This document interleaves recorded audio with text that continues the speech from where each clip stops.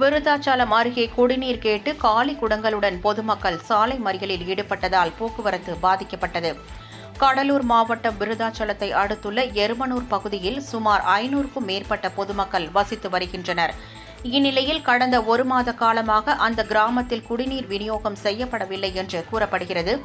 இதுகுறித்து விருத்தாச்சலம் ஊராட்சி ஒன்றிய அதிகாரிகள் மற்றும் கோட்டாட்சியரிடம் கோரிக்கை மனுக்கள் அளித்தும் எந்தவித நடவடிக்கையும் எடுக்கப்படவில்லை என்று கூறப்படுகிறது.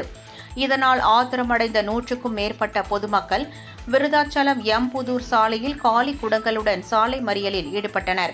தகவல் அறிந்து வந்த விருத்தாச்சலம் போலீசார் சாலை மறியலில் ஈடுபட்ட பொதுமக்களை சமாதானப்படுத்தி சம்பந்தப்பட்ட அதிகாரிகளுடன் பேசி நடவடிக்கை எடுக்கப்படும் என்று உறுதி அளித்ததை தொடர்ந்து சாலை மறியல் போராட்டம் விலக்கிக் கொள்ளப்பட்டது.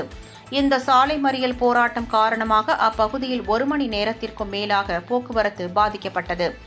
இதேபோல் சேலம் மாவட்டம் ஓமலூரை அடுத்த செம்மான்பட்டி ஊராட்சிக்கு உட்பட்ட பாலிக்காடு கிராமத்தைச் சேர்ந்த பொதுமக்கள் மாதக்கணக்கில் குடிநீர் விநியோகம் செய்யப்படாததை கண்டித்து காலி குடங்களுடன் சாலை மறியலில் ஈடுபட்டனர். தகவல் அறிந்து அங்கு வந்த போலீசார் பொதுமக்களுடன் பேச்சுவார்த்தை நடத்தினர். அப்போது குடிநீர் மட்டுமின்றி அடிப்படை வசதிகள் எதுவும் செய்து தரப்படவில்லை எனவும், இது தொடர்பாக அதிகாரிகளிடம் மனு கொடுத்தும் எந்தவித நடவடிக்கையும் எடுக்கப்படவில்லை எனவும் பொதுமக்கள் புகார் கூறினர்.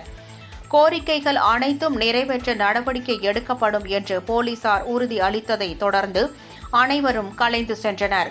இதனால் அந்த பகுதியில் பரபரப்பு நிலவியது.